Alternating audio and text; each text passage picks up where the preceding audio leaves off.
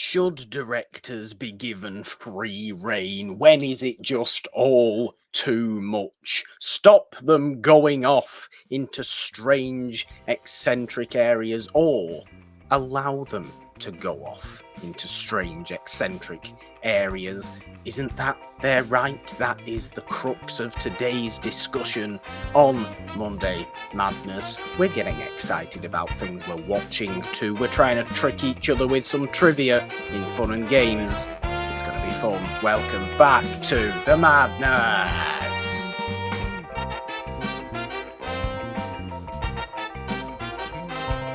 Hello everyone, welcome back to Monday Madness with Morgan and the Machine. I like to start the show passionately, Jeannine, with fire, brimstone, and flames, fire on the side of my face, or whatever she says in Clue. Something like that. I like to start Monday Madness off like that. It's the best way to start the week, having a great discussion about things that are kind of going on at the minute in the world of movies. Obviously, the Cannes Film Festival has been going on. One of the major talking points from that was Francis Ford Coppola's Megalopolis, which sees him spend $120 million of his own money to finance a movie that has been called completely self-indulgent and perhaps very messy. There's been a lot of mixed things going on about that. That's why we wanted today to bring our Let's Talk discussion into the world of, when does it go too far? Does it go too far? Should we all just be saying, you go ahead, Francis. You've earned the right to do that. Whatever you want. Is that not just the best thing, really? Who should be allowed that right for free reign? Who shouldn't? It's going to get interesting, I think. There is something we have to talk about first, though, Jeannine, and I will ask the question of sup, Jeannine. A few things are sup with me, Morgan. Still doing my run of SpiderMan films that are being re-released in theaters. And so this past week was The Amazing Spider-Man 2. I believe last week I mentioned that I really enjoyed the score and I thought it was James Horner, but this film is actually James Horner. That other one was who was it? I can find out who it was. Hans Zimmer, I think. Okay, I can find out. But I found myself, I do actually like the Amazing Spider-Man 2 score more. I think it's just gorgeous. And I found myself not disliking that movie as much as I remembered disliking it, because I know it's kind of on the lower end of the Spider-Man films for people. But, it had some really great themes of time and using your time, in the best way. Obviously, the themings with the clock and what happens to poor Gwen Stacy in that film. Yes. And again, I think the chemistry of those two really saving the film and creating those stakes. I liked the conflict in their relationship, and there were some really cute scenes. When he has this weight hanging over his head of, I made this promise to her father to stay away from her and keep her safe. But I can't help myself. And, so these moments when there's a really cute moment when they're deciding to be friends and they're just being really adorable with each other. The villains, I think, again, are always the downfall of these movies for people, but I actually didn't find myself hating them too much. I think it's when they come together is where it gets kind of cheesy. And Jamie Foxx kind of channeling his In Living Color buddy, Jim Carrey, doing this Riddler-esque thing.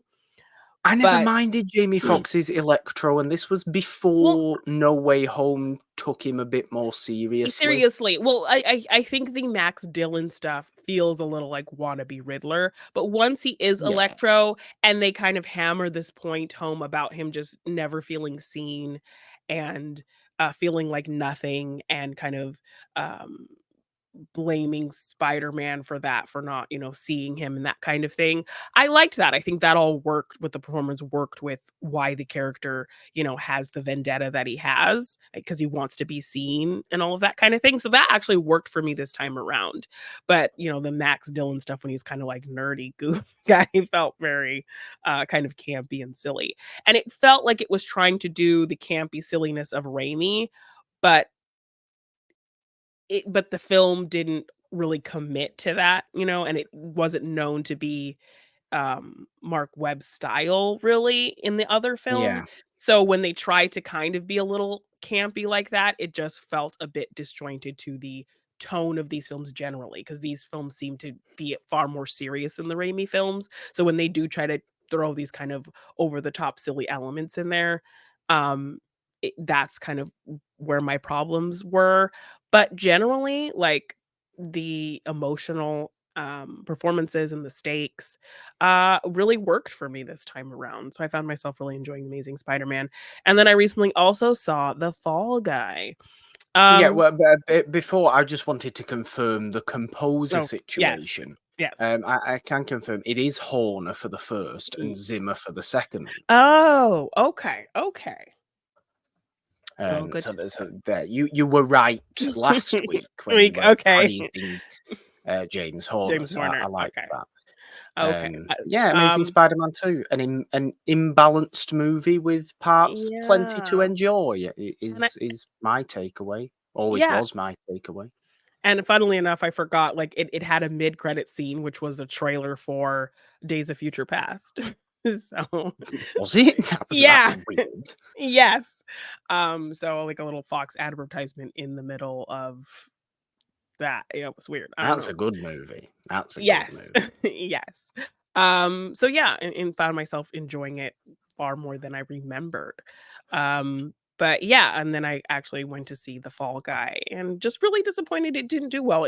I think people probably, kind of have this eye rolly kind of thought about it, that it's this very meta movie, a Hollywood movie about Hollywood. But I think it was really fun. Like, the actors are incredibly charismatic. I think a lot of the jokes landed for me. Ryan Gosling, has this really great comedic aspect. And there's also like some romantic, emotional stuff thrown in there as well. And I loved that it was a love letter to stunt actors. So we have a lot of really fun stunt sequences. That you can tell that they're purposefully doing them to show off what stunt actors can do, Yeah. and so it adds to the meta layers of it. But I was really able to just go into it and have fun with it. It felt very much like, when I watched the Charlie's Angels movies or the Fast and Furious movies. Like, you're just having fun watching actors do, what they do well. Like, I enjoyed the characters, I enjoyed the comedy, I enjoyed the romantic aspects. Also, just like I don't know if I should, get into the personal aspect of these actors' appearances, but it also kind of made me feel better about my own appearance when I'm noticing about, gorgeous people like Emily Blunt and Ryan Gosling doing stuff to change their appearances. Like, if they feel like they need to get like veneers and cheek fillers to like feel better about themselves I when mean, they're already Gosling's gorgeous. definitely got Cheek fillers fillers, done. yes, and Emily Blunt, like, changed her whole top set of teeth to, like, veneers. But, like, you were gorgeous before. Ryan, you were gorgeous before. So the fact that, like, I was really kind of noticing the cosmetic enhancements of these already gorgeous people made me feel a little better about me. So Well, if that's your takeaway, I see no issue if that's your takeaway, if it comes yes. from a Yes, positive I mean, place. if those people feel like they have to do that to kind of feel better about how they look, as part of this Hollywood machine, then I don't feel so bad when Yeah, unless it was forced upon them, which isn't out of the realm of possibility, I and mean, I hope it's definitely not that. I just like how finally, thanks to what happened last year, Gosling has now been embraced again as a comedic talent. Well, yeah, and because for ages he just wasn't. For ages he was doing great dramatic work, gritty, great serious romantic things. work, some very gritty, nasty, serious things, sure. But he used to do a lot of rom-coms, and he is stepping his foot back into that little bit now, a little bit, on the more comedic, goofy side to things that we always knew he had. The vastness of range has maybe taken cycles now in Gosling's career, where he's gone like only doing silly things to doing very serious things to now only doing silly things again. Yeah. Well, that's like a purposeful choice. Like, I think in a recent interview, he said he no longer wants to do those darker roles because he just, he doesn't want to be in that mindset, because then he kind of sits with him and he doesn't want to be that person around his wife and his family. Obviously, we know, very publicized relationship with Eva Mendes, and they keep their life with their daughters very private. And so when he has taken darker roles, it always kind of puts him in this kind of negative mindset, and he doesn't want to be that for his family. So he has made the decision to really no longer do darker, serious roles like that. He wants to keep it light and fun. And The Fall Guy definitely was that. So I'm kind of bummed that it didn't do well, because it very much feels like the vein of something, like I said, like a Charlie's Angels or a Fast and Furious. And those movies make money for just being kind of silly fun. And so I think The Fall Guy definitely was that. So the fact that it didn't really recoup its budget or anything like that, it was a little bit of a bummer to know that it didn't do well, because the actors are incredibly charismatic and fun to watch. I would hope its continued positive word of mouth continues to keep it in the minds of the populace, and therefore cement its kind of place as a wanted movie, as a needed movie, as a fun movie, a very worthwhile movie, because that can come from all different angles. It's obvious that it comes from finances. We spoke about this on last week's show. The financial obsession with everything. That's just an obvious statistic, but word of mouth and a certain following, a dedication in your following, can help enormously, sometimes more so, over a longer period of time. We can forget perhaps what the #1 movie for 3 weeks was in any random time in 1993. But do we know some bizarre cult movie from that same time? Yeah, we do. We know that more. So maybe it's going to have that kind of a legacy. If it has any sort of really cemented legacy, which I like the people involved of the Fall Guy. I do. Winston Duke, Stephanie Hsu, Hannah Waddingham, Aaron Taylor Johnson, all actors that people really love to watch. So yeah. And also, just another correction, I believe on a previous episode of Monday Madness, I did say that Robert Wagner was the Fall Guy in the TV show that the movie kind of is loosely based on, but I believe it is the $6 million man himself, Lee Majors, who was the Fall Guy in the Fall Guy TV show. So because he does make a little cameo. So right. I had a little joke about the fact that people just didn't like Robert Wagner because of Natalie Wood. And it was a very dated, topical joke, Jeannine. It's very dated. It's decades old. I don't think anybody picked up on it, but no, I just had to make that connection. That's a stand-up bit from the 70s. That's not anything now anybody would really pick up on, but nobody's interested in that. When I saw Lee Majors show up, I was like, oh, did I? Oh, that's right. It's Lee Majors. They look the same. They do look pretty good. Yeah, they kind of they have a similar vibe of 70s guy kind of flair, I guess. They really do. They really do. No, that's good though. I did watch. Did have a nice fun time with a movie this week though. Earlier in the week, I watched. I bought a used set of Otto Preminger Noir movies, Blu-ray, because the actual new one to buy new was in my eyes, was stupidly expensive. So I thought, well, let's just buy it used then. It's the Yeah. exact same stuff. You're getting the exact same stuff. It's still It's not technically in a terrible limited edition condition. Yeah. set. It's not in terrible condition. Sure, there's a few marks and batterings around the edges and what have you, but it's going to be there now, and I'm not upset about that. That's Good. beside the point. I started watching that. There's only 3 movies in it, but Fallen Angel from 1945 with Dana Andrews. Really, really quite fun noir, actually. Okay. Like very sleazy, very grimy California coast noir, Okay. as we like to have it. Dane Yeah. Andrews rolling into town, getting in with this psychic played by John Carradine, Oh, who is fun character supposedly, actor. very good, but supposedly, communes with the dead and they puts on this show. But he's a real con man. He's a sleaze Yeah. bag. Is Dana Andrews in this movie.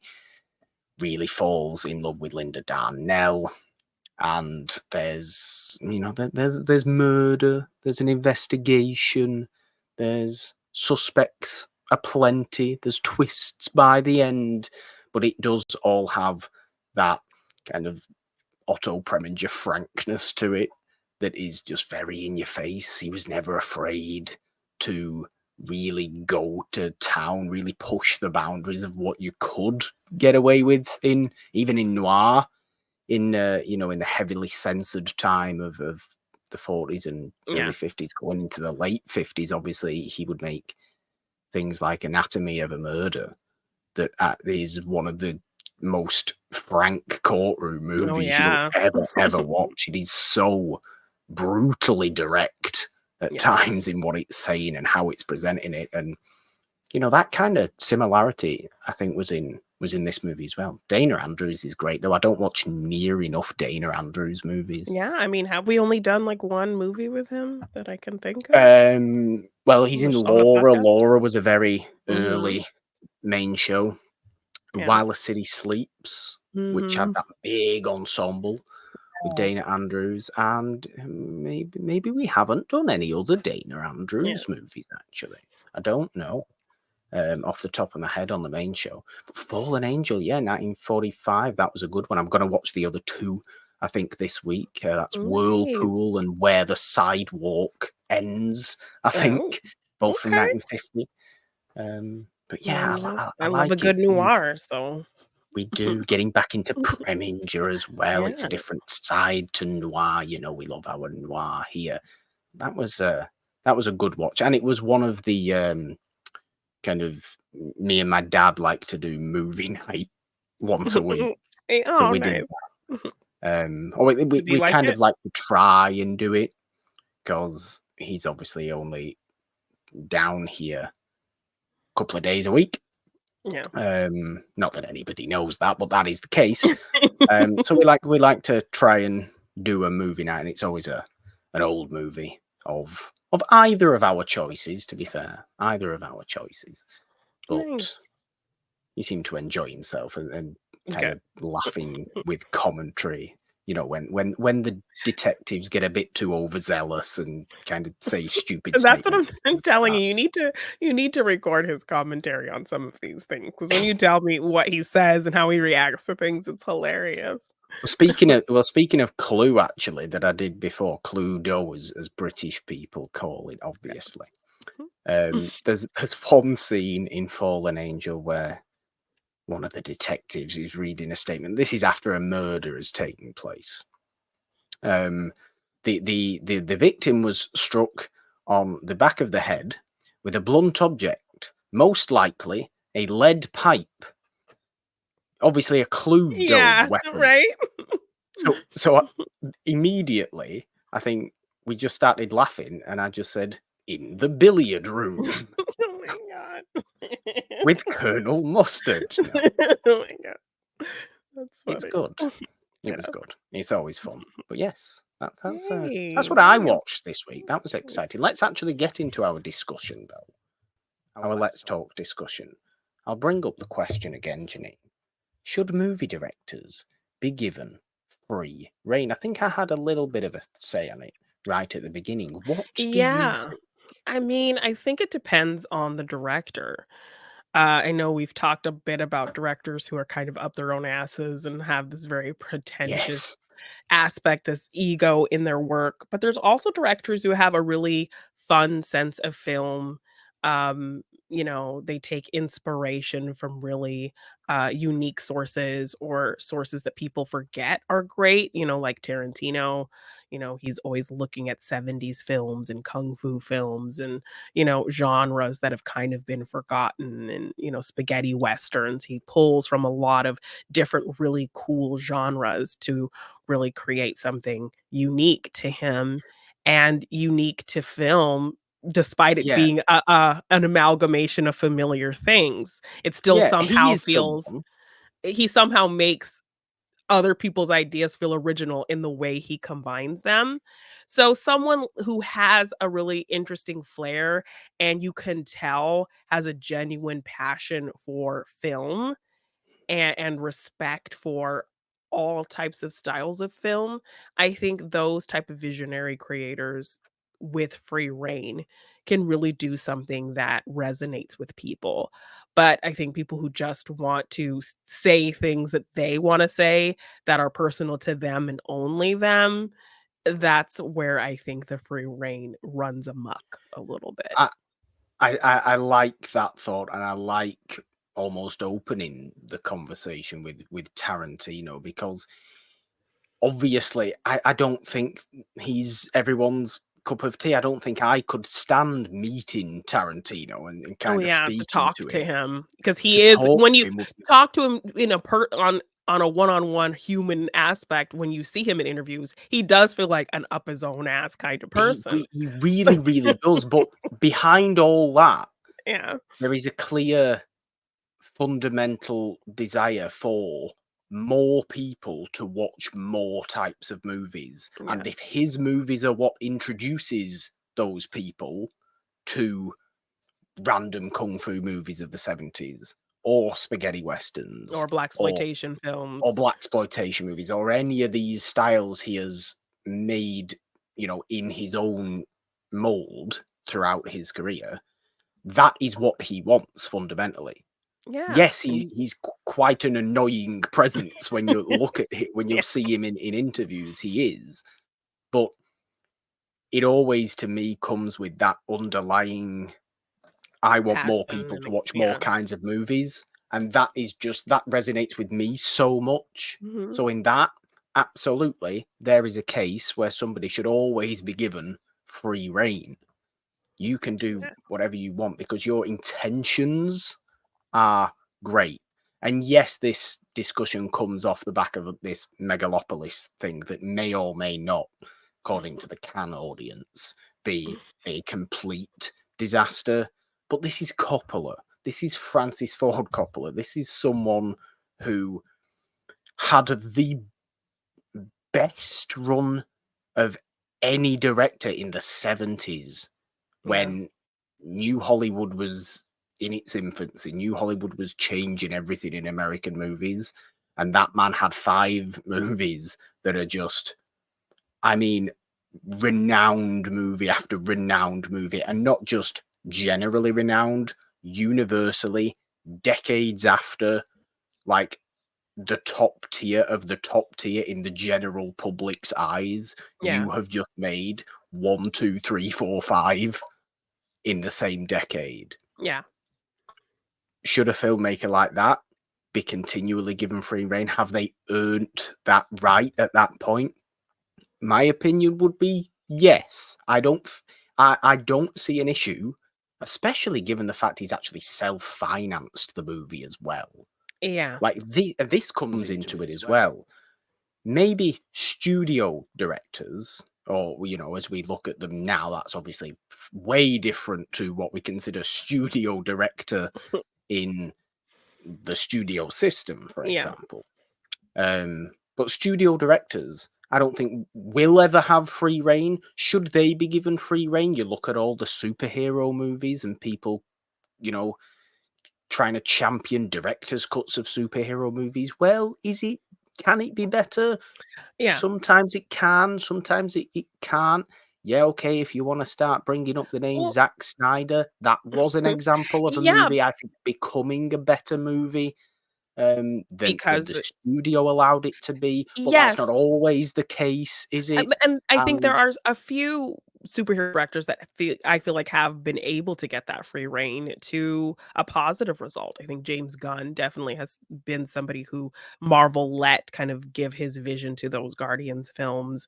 Taika Waititi, I think they let him uh do his own thing to a detriment in this to a kind of detriment eventually. yes, he was able to really change up the tone to an exciting degree with a seemingly boring character, with the 3rd Thor film, and then when we got to Love and Thunder, it just, went a little too far with that free reign. So, yeah, I think it definitely speaks to, if how many chances as well do you give somebody to kind of run with things in their own vision, and will that get kind of clouded and muddled after a certain amount of time of letting them kinda do that? I think it's just far easier to me to say, "Yes, absolutely, give them free rein," when it is an independent movie, or an independently financed movie, Yeah. um, maybe even a smaller studio that isn't the Disneys, isn't Well, the yeah. Warners of the world that are Yes. just chaos machines. I I think I will be very, very interested to see Megalopolis. I just want to know what's in his mind, and I think when any filmmaker can get to that stage in the public's eyes of, "Yeah, I'll go and watch their movie because it's their movie," that's when you should be given free rein. Now, this can be very different for everybody. Everybody can have different opinions Yeah. on this. Like with the superhero stuff that we've just mentioned, should they be given free rein because is the director of those movies really what you're going to see those movies for? No, it's probably not. You're still going to see it No, for who the the character is, what the continuation of the story is. story, yeah, the continuation of But something that you've been invested in, etcetera, we other can, outside yeah, factors.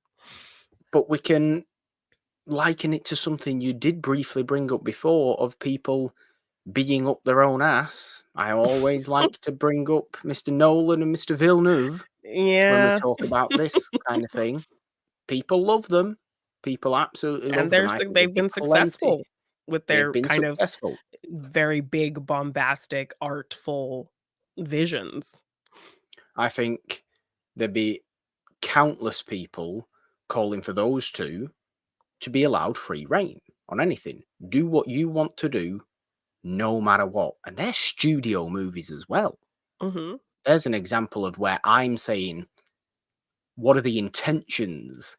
Are their intentions just to, aren't I great? Look at me making my movie. Or to me, are are their intentions more kind of universally, I don't know, kind of Showy lovable than a Tarantino showy, is? pushing the Because bounds of they just kind of wanna be known for pushing the bounds of what cinema can be. I think Cameron kind of falls in there as well, you know? Cameron does, That yeah, but I bit of think an ego of, like, doing the biggest, boldest thing with your movie and showing just how advanced your movie can be with, what you use and how you film it and, your yeah, visuals maybe and that kind of I thing as well.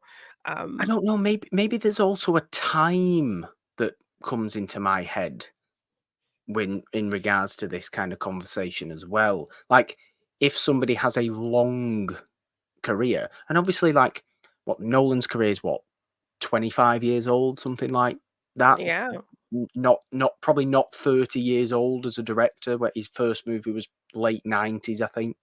yeah. Um, Villeneuve's is less than that, or probably similar to Because that. I mean, I don't even think Nolan has, like, 10 films, does he? Oh no, he won't have 20, but he'll have No. 10. He I don't know if definitely he's has 10. 10. Um, but think of someone like Cameron, barely makes any movies, but has never come across to me someone who thinks about himself more than what's going on. More than And the I don't story know, that he wants to tell. perhaps this is just the atmosphere, the aura of a person, because the James Cameron movies are okay, massively successful movies, And also massively very boundary-pushing expensive. movies, Yeah.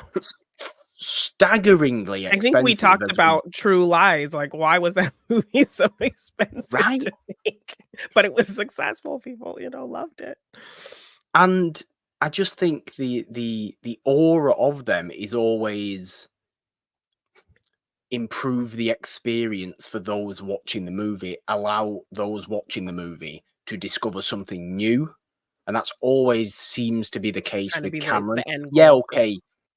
The annoying thing to Cameron with me is the fact that it's always some technological advancement, like, why can't we just have a movie be a movie? Why does it have to be some sort of technological experience? But that is there and Yeah. thereabouts. It's still a successful idea and project that he spent his entire life building, this technological advancement in movies. Obviously, it's worked phenomenally well. Should he be given free reign? Yes, because his intentions, I think, are good. And I think Yes. this intention argument can be Kind of be very the much down to personal opinion. Yeah, I mean, think of the example also of Spielberg, a known name, an innovator in cinema, somebody who tells these beautiful human stories. A director for many years was, like you mentioned, somebody with that known name that I'm going to go see this new Spielberg film. Like you're going to Yeah, see it because it's Spielberg. But in the case of him making something that he wanted to make very personal to him, The Fablemans, basically this version of his life yeah, story, and nobody really saw it, you know? yeah. So Maybe you have to find that balance of making it in your in the absolute heightened most extremes of your style, but maybe not actually making it about you. But why shouldn't they make it about themselves? They're yeah, the if that's one the story making the you wanna movie. tell, yeah, but then I'm just saying then that doesn't resonate. It kind of excludes people, I guess, in a way, when it's too personal to his own personal story. I suppose But you have to look at what the goal of a movie like that was. Was his goal and everybody else involved in the making of that movie, him obviously at the center of it, yeah, was their goal just to have a cathartic experience of making his own life story fictionalized? I'm sure that probably was the goal, and therefore it was successful just because it wasn't what the public called a successful movie. yeah, Doesn't or mean Spielberg, he might not view it as very, very successful. It yeah, might have really improved his mentality yeah. as he grows older. So is it successful in it's all subjective, it's all relative. Yeah, and there's so many factors that I think come into the mix. I think a director that has that name recognition has also had some falters and has also been on the self-financing route, so he has the freedom to make what he wants to make, is Shyamalan. Like, I will Yeah, kind of always despite the films of his that have faltered or not been received well, I will always kind of want to see a Shyamalan movie and see, what this twist is gonna be and, what these characters are gonna do and how the story is gonna play out. He always finds an interesting, way to tell a story, and there's always kind of a relatable core at the center of things. Um, and even in the films he's done that weren't great, they're just kind of silly to watch the kind of train wreck of them, thinking of things they're like The Happening. unquestionably his Yes, movie or though. Lady in the Water, but it's his movie, he's financing it, so, um, I think on that end also, you kind of respect and applaud the intelligence of him using his own money to make these movies so he can, uh be successful regardless because he knows how to kind of budget that film in a way where it's probably always going to be profitable even if it's not well received. Yeah. So he can kind of continue to have this really interesting model that I think more people should practice, but generally has set up a name for himself that he does have that name recognition. And he also has given himself the freedom to create things that he wants to create. So, Yeah. It's a very interesting thought process to go yeah. through, really, isn't it? I mean, are there any examples?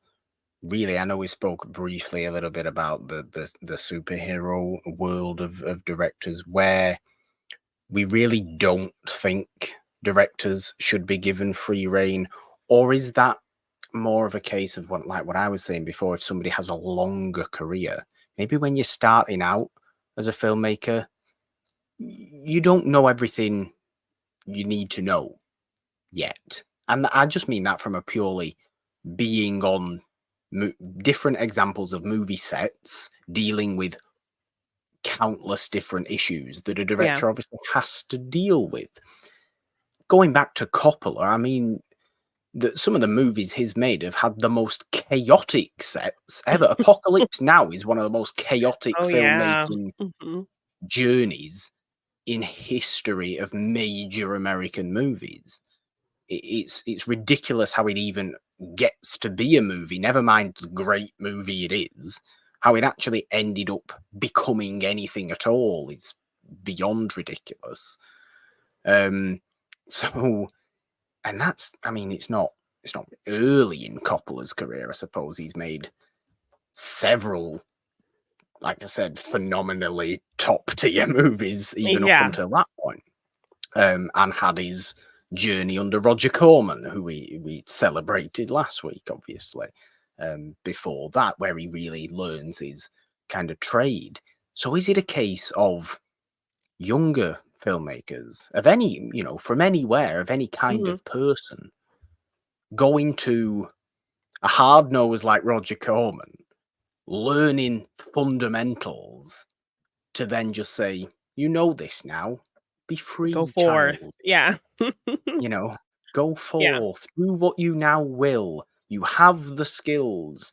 Is it more of a case where people get too excited after somebody's first movie or second movie? They're thrown into a big, enormous studio spectacle picture that will then not do well, and then they'll just be, oh, well, that's the person who made Flop to the Floppening, you know, Yeah. let's not hire them anymore. Um, but really, is that their fault? They're just seeing a big paycheck and Well, going, oh my yeah. God, how can I turn this down? I can't turn this down. I think it would just be better to have the mentality of go and make tiny little movies for a while until the person that your mentor, I think you need a mentor, really, to your Yeah. mentor says to you or has the discussion with you, you don't need to be doing this anymore. You know all you need to know. You know what you want to tell. You know what you want to say in your career now. Go and do it. Yeah. Scorsese. Do we allow Scorsese to have free reign? Of course we do. Of course we do. We don't care what sort of movie he puts out. The man's variety is ridiculous. But he had to start with a Corman movie as his second movie, Boxcar Bertha. Did he really want to be making a drag racing movie at that time? Probably Probably not. not. Yeah. But did it teach him the skills that would then go into Mean Streets, go into Taxi Driver, go into Raging Bull, and further on? Yeah. Yeah, it must have done. That's how people learn. It should be a learning curve, I Yeah. think. People shouldn't be given free reign until they're out of that learning curve. And I think too many people are, which is why we even have this discussion. Yeah. And I think they need to have something unique to say as well. I think of somebody like Josh Trank. He kind of had his own Mm, voice with his smaller film Chronicle. People loved it. Um, it was unique. It was it's a name interesting. I've not It heard for a long Yes. time. And then he got the big kind of superhero call to have this, and the free reign was taken away from him, and look what that kind of manufactured mess that movie ended up being. On the other side of things, look at my all-time favorite director who was seeing that he was going to be reined in and then decided, "No, that's not for me," with Edgar Wright. And so, he was meant to direct Ant-Man, and then when he saw he was Yeah. going to have these constraints of the MCU and throwing things in his movie that were gonna have to lead to something else, and he wasn't going to have that free reign, he said, "No, thank you," and went back to making his own films where he could have his own signature style be displayed, use the actors he wanted to use, tell the stories that he wanted to tell, um, and really set himself apart with just style and storytelling and performances. And yeah, so I think The it most kind of, memorable directors of the modern era do that. yeah, They are very, very stubborn people. Very, very, I'm going to do what I want to do. Stop yeah, telling me what to do kind of people. And that's why we remember them, yeah, because they're allowed to do precisely what's in their mind, for better or worse sometimes, but it's always recognizably them. And yeah, that's what's important. I hate it when somebody makes a really great, interesting, kind of singularly voiced movie, or a couple of movies. Say if, for God knows what reason, somebody like Ari Aster, right? Who, yeah, okay, made the Beau is Afraid movie, which maybe was on the Megalopolis train of, is this not a bit too much free reign you're being allowed now, yeah. Ari? It's very much his movie, though. I don't think we can take that away from him. It's what he Made wants. what he wanted It's to a make. Yeah, different kind of out there experience. It's a little over the top, sure, even yeah, compared to the other ones.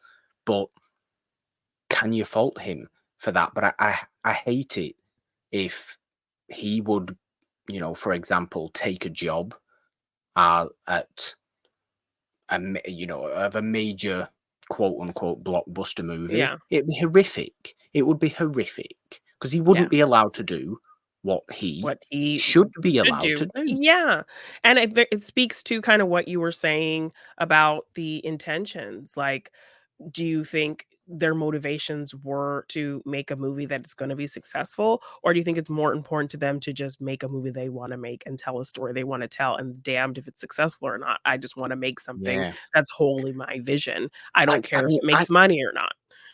I don't know how Greta Gerwig managed to do it with Barbie. Maybe they were just fully all in for, we have faith in you, and it Yeah, takes those. It takes the financiers. If you're not going to be the financier, if it's not going to be this independent movie, it takes the financier to have such faith in you as a filmmaker to go, we trust you with this. This is your budget, but go ahead. Yeah, well, I mean, Margot Robbie, funnily enough, sold this movie on the premise of it being like the next Jurassic Park kind of thing. That's what she went and told these people, like, "This is the movie we wanna make. We wanna have this kind of cultural moment like Jurassic And it Park," worked. and it worked, so But how it is able to work, because that is a perfect example there of Greta Gerwig having made a small handful of very singularly styled, very personal to her kind of movies. Yeah, okay, mhm, there was a little women remake in there and what have you, yeah, or readaptation, but they're very noticeably her aura. her vision, yeah, Barbie's that on this staggering scale, on this ridiculous scale. Clearly a studio movie. Clearly a studio movie, but retains the personality of the person making it. That's so important. That's too often lost when we talk about this, I yeah, think. And that's what, it's a tough thing to keep, and it's a tough thing to find that balance of. But it's so important, I think, that that is at the forefront of everyone's mind who's in those yeah, situations, or we perhaps should just stay along the line of what Coppola's done and just Yeah. spend ages. So if you want to make $120 million movie, spend 15 years trying to get that money and do it, because Yeah. he did, and he did it, and he's happy with it. Clearly, Yeah. he's happy with it. It's all these kind of nonsense mental things going on apparently, but he seems very happy with it. And the man's 85. Let him be Yeah. happy I with mean, having made this he made ridiculous this movie. with his own money, so hey. It's incredible. Yeah. I think we should just really, get behind passion projects that allow filmmakers to have free reign, because ultimately we wouldn't have movies without the ones making the movie, the ones with the original vision to make whatever movie it is. Yeah. You wouldn't, and that person, I think, has changed over the decades. And now that person very, very much is, and I suppose for the last kind of 40, 50 years, really, that person has very, very much been predominantly the director of the movie. It's Yeah. no longer the producer of the movie or the head of the studio or something like that. But we should be celebrating that. We should be allowing the freedom, because I just think ultimately they're the ones doing the work to make the movie. It's what's in their head. If you watching it or you having watched it don't think, oh, I wouldn't have done it like that, you go and do it then. Yeah. Why not? Why not work to go and do it? People can. I know it's a tough thing to get Oh, into, yeah, it's a lot. sure, Mhm. but anybody can make a movie on the phone now. It's true. That is fundamentally true. It can be a tiny little movie, but if you have your vision and you have that mentality of nobody's going to tell me what to do other than myself now. You Yeah, I mean, need look that at sort of swagger about you. You need that yeah. arrogance about you. I mean, look You at can Chris go and do it. Stuckman making his first movie, Well, bringing his exactly. vision to life and, you know, getting Credit Mike to him for Flanagan doing it. to be a producer on it and, yeah, being able to bring his vision to life, starting as a YouTuber, movie reviewer, and now he's making his vision come to life. Yeah. I mean, it's incredible story. He must be so proud of himself, and he Mhm. It should should be. be. Yeah. He really, really should be. It's incredible that he can do that, be happy with the product he's made, no matter what people might say about it. You know, people might rave about it, in which case it's just going to solidify your own opinion of Yeah. yourself, which is great. People might not rave about it, but you've still done that.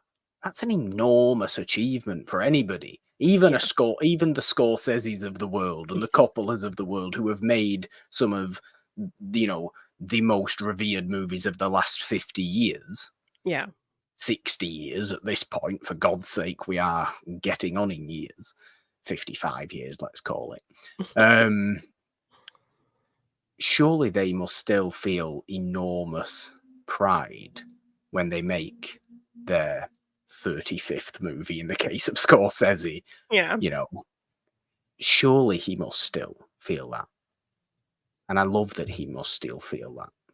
And regardless of what anybody might say, oh, it was too long, stupid Osage movie. What's all this? Killers of what moon?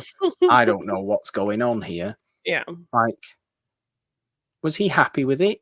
Yeah, he did. You knew what you were getting in for. Yeah. You were going watching a Scorsese movie. You are then opening yourself up to whatever was in that man's mind. Yeah. I just think that's the best way of thinking about it. I really Yeah. do. I've kind of taken charge of that conversation. I No. No. unfortunately I think know I you've been thinking apologize. about it. No, that's okay. I really have. I really have. Is there anything you would like to end our let's talk on? Anything No, else? Any I little think I think differing opinion? I think you've said it all. I just think it definitely depends on the intention, what they wanna say, if they care about, any outside kind of sources, how much it makes, what a studio wants from them. Like, do they really care about any of that, or do they just want to tell a story that they want to tell?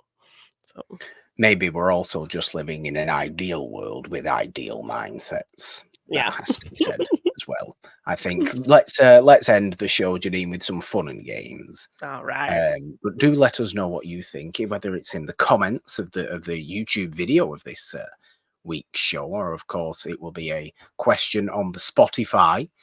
If you are on Spotify listening to this, if you're on Apple Podcasts or any other major podcast platform listening to this week's episode of Monday Madness, maybe go over to YouTube, subscribe, ding your notification bell on the It's a Wonderful Podcast YouTube channel, of course, and let us know what you think on this debate we've had today, this topic we've had for our Let's Talk. I, for one, and I think you will as well, Jeannine, be very interested to hear what people have to say. Yes, definitely. Let's have some fun and games, though. I know you're going to go first, obviously. What game do you have for me, though? I always like to ask. Mine's a little bit of a loosey-goosey game. So, Loosey-goosey game? Is it about geese? No. Is it Name the Bird? No. I do like to try to relate my games to the discussion. So, what culture did come out with a list of 10 directors that they do not believe should have free reign? This is precisely what I would think from an outlet like What Culture, who are rather Aren't those your cynical people. Aren't they from your side of the They are, yeah, but they are very. If you like your cynicism in your movie discussion, Yes. watch What Culture. Let's just say So that. I'm gonna give you from 10 to 5 picks. I'll give you kind of clues of like what they Okay. said and what they, and kind of maybe describe a little bit about the director and have you Okay. guess. And then I'll just name the last 5 through 1 so we can see the Okay, full and I'm list. guessing I'm guessing the actual director in that Yes. case. Okay. Well, I've got for you, I've got like a higher or lower style game. Okay, it's like The Price So is I'm Right. a little bit more Okay. like play your cards right, because Okay. it's a. So I'm going to give you the name of a director, Okay. and that director. This is all off IMDb statistics, by the way, because this Okay. is just the easiest way of finding out this kind of information quickly. This director has made a certain number of movies. I'm not going to give you that number. I'm going to let you try and maybe guess roughly what that number is for a bit of bonus points and that kind of stuff. And then I'm going to give you the name of a second director, and you're just telling me if that second director has made more or less movies in their career than the first one, and it will go on like a train. Okay. Like that. Okay. So we're going to start with Francis Ford Coppola. Ooh. And our second director is John Huston. John Huston. Did John Huston make more movies than Coppola has made? More or less? John Huston, of course, famed director of The Maltese Falcon, Yeah. The Asphalt Jungle, among many, many others, of course. Yeah. I mean, and classic directors always seem like they've made more films Treasure than, of the Sierra Madre. Yeah. Escape to Victory is often a John Huston movie I like to bring up. I'm gonna say John Huston has made more movies than Francis You Ford would be correct. Yes, you would be correct there. George Cukor. George Cukor. Okay. Higher or lower than John Huston? See, we go with the second. It's a train, you see. Yes. George Cukor, of course. My Fair Lady. Mm-hmm. Gaslight. What else did George? Many comedies of the 30s, women's pictures. He's very good at. Women's picture. Yeah. I'm gonna say less. George Cukor made more movies than John Huston. Okay. Robert Redford more or less movies as a director than Yes. George Cukor? I'll go into the exact numbers after. Okay. I'm gonna say less. That is less, yes. That is lower. Bob Fosse. Ooh. Did Bob Fosse make He made a more or very less movies specific than Robert type Redford? of movie.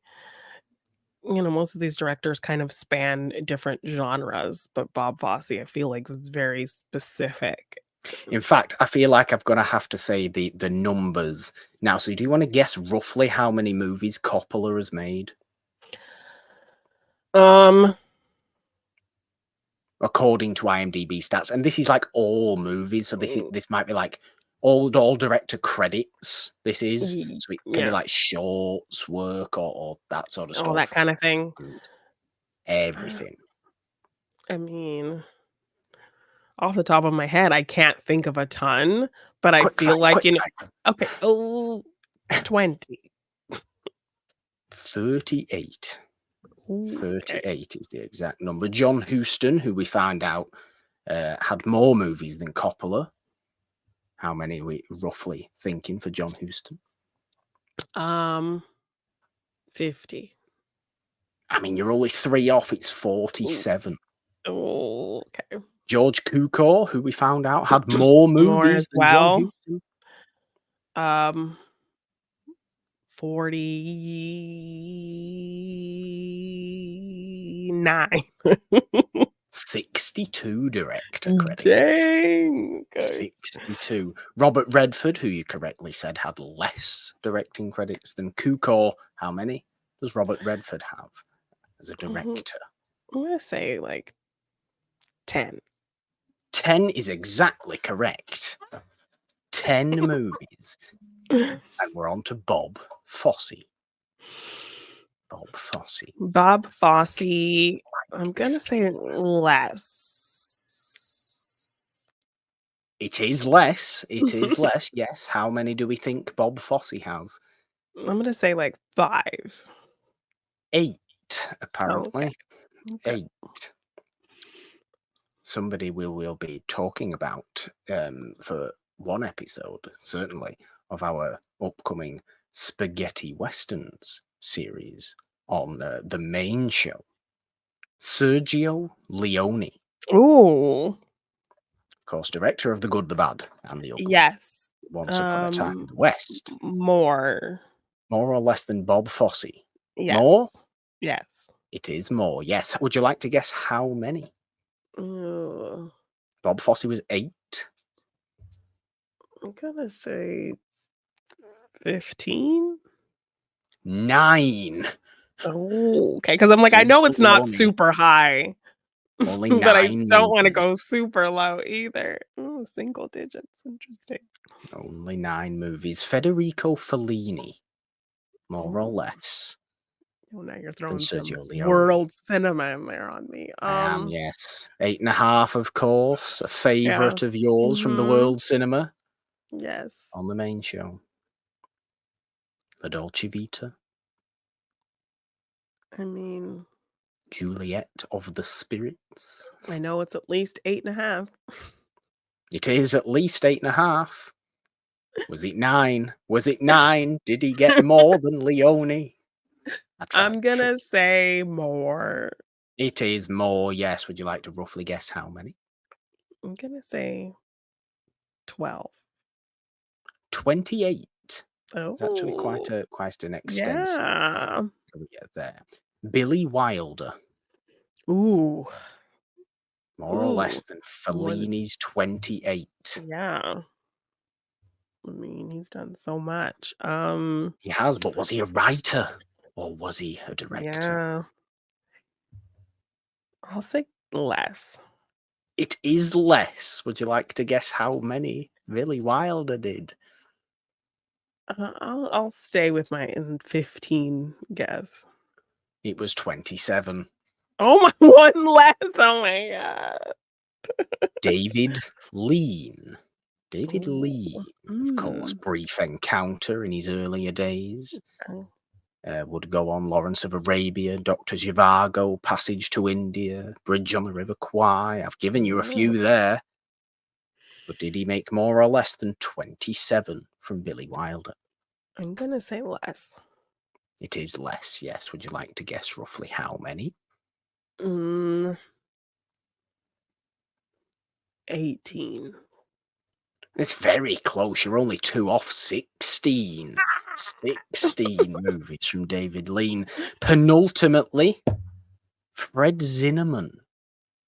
High Noon, From Here to Eternity. Great director. Man for All Seasons. I'm gonna say less. Less than David Lean's 16? Yes. It's more than David Lean's 16. Are you gonna go for a rough guess, even though you thought it was less? 20.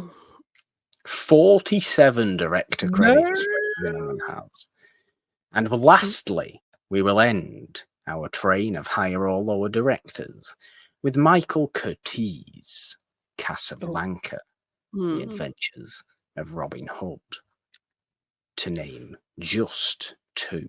More or less than Fred Zinnemann's 47.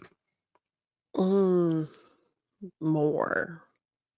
It is more, and if you know your old Hollywood statistics, you will definitely know that's more. Would you like to guess roughly how many movies or how many director credits Michael Curtiz has in his career? I'm gonna say 60. That would sound reasonable, wouldn't it? Yeah. 179.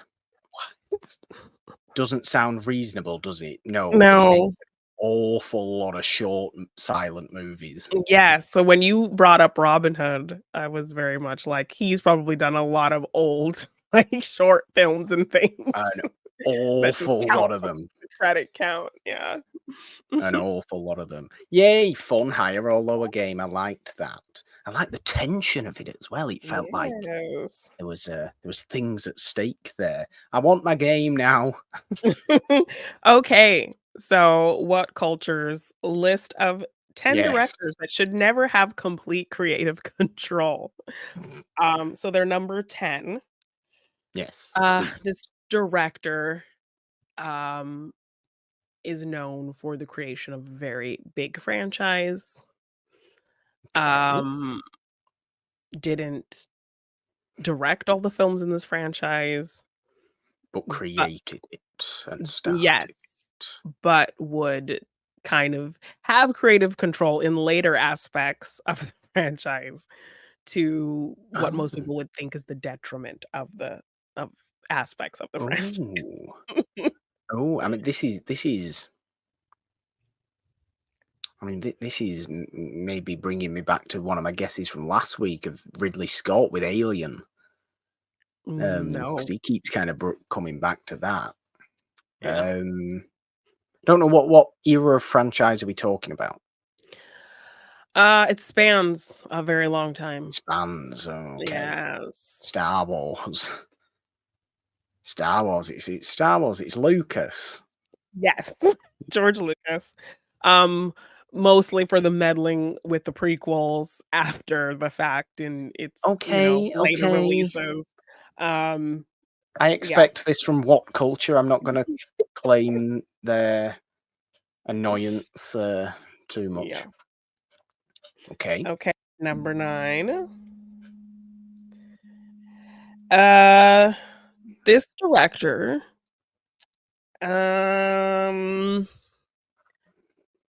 has a very kind of personal take on the films they make.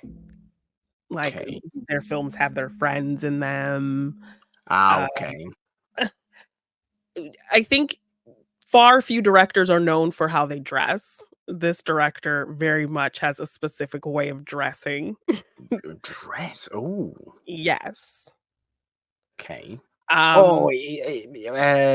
Kevin Smith? Yes. Yes. Yes. That's harsh to Kevin Smith. Let him do what he wants.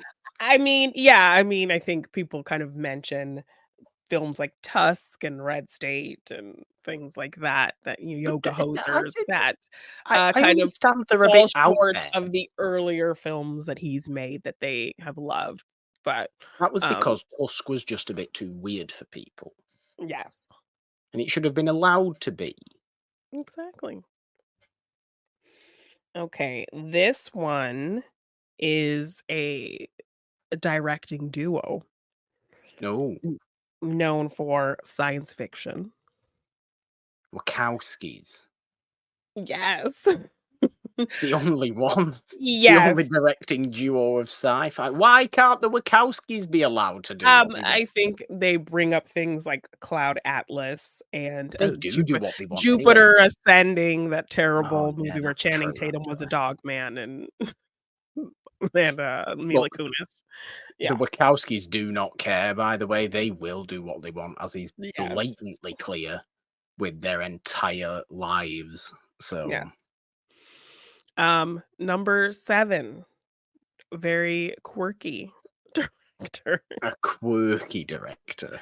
A very specific style, a darker style. A darker style. Yes. Burton. It's gotta be Yes. Burton. Yes. Course it is. That one I kind of understand at this point. There's been too Yes. many examples of him going to Burton. Yes, Dark Shadows, Alice in Wonderland, Willy Wonka, or like the Chocolate Factory. Yeah. Hmm. Yes. Yeah, Burton. People still Number like him though. People still go Yeah, out for the well, Burton movies. number 6, this director, people really like as well. Um, Known for a very big franchise. Maybe went a little too far with continuing things that didn't need to be continued. Um, So the franchise lasts too long. Again, what era of franchise are we talking about? um, Modern, so 21st 90s, century, 90s. 2000s, yes. CGI Oh, heavy, CGI heavy. still attempting to continue today. Still doing it. Well, Still doing no, it. still trying to bring it back today. Still trying to bring it back. Yes. Then the same filmmaker at the helm of all of them. No. Well, yes. Yes. But this new Same filmmaker at the iteration, helm of all of them. no. Ooh. Oh, I feel like I will know, and I feel like I'll kick myself when you tell me. I don't know. Go on, Peter tell Jackson. me. Peter Jackson. Yeah, You know, yes, we the spoke Hobbit about that films, last week. obviously. So I Why? didn't wanna That's a terrible take from them. that's Peter where they Jackson should happen. 100% be allowed to do anything he wants to do. If these people watched the full extended versions of Lord of the Rings, they're ridiculously good. And, Yes. and people whinge about King Kong as well. What's wrong? I know it's long. I enjoy that. I know it's 3.5 hours long. It doesn't really need to be. And yes, okay, I'm going to go and watch 1933 King Kong before that. There's nothing wrong with that. And people whinge about The Hobbit as well, but why not spend more time in Middle Earth on Yes. screen? Well, now we I are don't see going an to issue. see Gollum spending more time. And Gollum, yeah. Okay, so that was the 5. So there are Okay. 5 more on their list. Okay, Um, who are these then? I'm interested.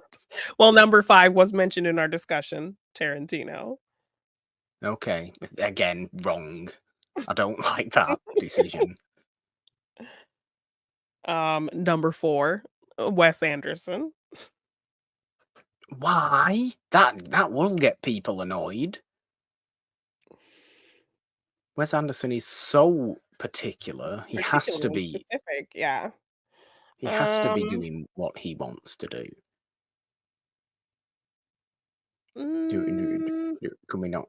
I'm Can we trying not to just see, find like, who? if they say specifically, What? Why um, people are? just that he's kind of stuck in a niche, basically, and That's the point of being he an could auteur begin director. working on a higher plane than he currently is. Anderson's I don't obsession want with to hear their costumes stupid opinions. Anderson's obsessions with costume settings, framing deserves all the praise that he gets, but if he could back up his undeniable skill with a strong, sustainable story, he could better himself even more. He could I be feel like he better at does that. doing what he does, but by relinquishing creative control, he could try something utterly disparate to his CV so far. I feel like he does that. Stop giving airtime to what culture's stupid opinions, Jeannine. Number 3, which I Yes. think this is probably correct, Zack Snyder. You know, full creative I control of these mean, Rebel Moon films that nobody is really yeah, enjoying. they're not. Yeah, they're not, are they? They're not And still well making received. them with the expectation of automatically having a director's cut, like, Yeah, what? it's odd. It's odd at this point. Let's not get into that. We know how that still goes Yeah. if you bring up that kind of thing on Number 2, very much a YouTube. Kevin Smith, like, working with his friends, Judd Apatow. I mean, okay, but again, that's just a style of movies of a certain era. I always felt the Apatow movies were 20 minutes too long. Every single one of them are 20 minutes too long. Yeah. But they're they're a real time capsule of that The style of era, comedy at yeah, that the time, Frat Pack. and I don't mind them. I really don't mind them at all. I liked the Frat Pack era. And number 1, I don't know if you wanna take a guess. Number 1. Very I much was up gonna his own guess with Snyder, to be honest with you, because I know what very these much things are up like. his own ass, loves Nolan. explosions, no substance, Bay. really. Yes, Michael Of Bay. course it is. Very much the first person, I think, very much up his own ass. Nolan, it's gotta be. It has to be Nolan. Michael Yes, Bay, yeah, fair enough. I don't necessarily disagree with that yeah. one. Interesting, Jeannine. Good fun and games. Good fun and games today. Good show. Yeah. Enjoyable discussion on this week's Monday Madness. Do let us know what you think about all that we have brought up on today's show in the comments, in the Spotify question responses, and all that kind of stuff.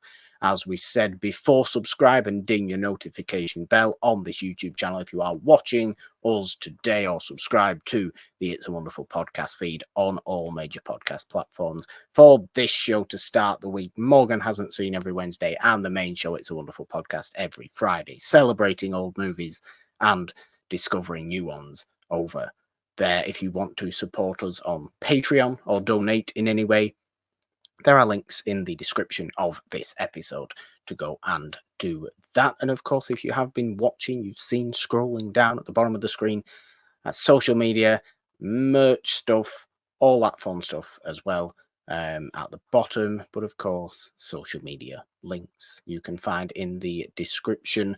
You can find us on the app formerly known as Twitter, at It's a Wonderful One. Find me there at the Purple Don with the 3 instead of the E and the because, Jeannine. 3 is the magic number. On Instagram, TikTok, and Threads at the Purple Don. All your free reign stuff is where. You can find me at Jeannine _ on Twitter, Jeannine Devine on Instagram, TikTok, and Threads. If you want to get any merch for any of our shows, just check the description for the link or search It's a Wonderful Podcast on teespring.com. And if you want to purchase any of my art in print form, you can find that at my Big Cartel shop, j9design.bigcartel.com. You do allow yourself free reign on your social media. Unfiltered Yes, Jeannine. That's what you get. that's me. That's what you get over there. There is only one thing left to do, though. I think, Jeannine, go ahead now. 3, 2, 1. Bye. Bye.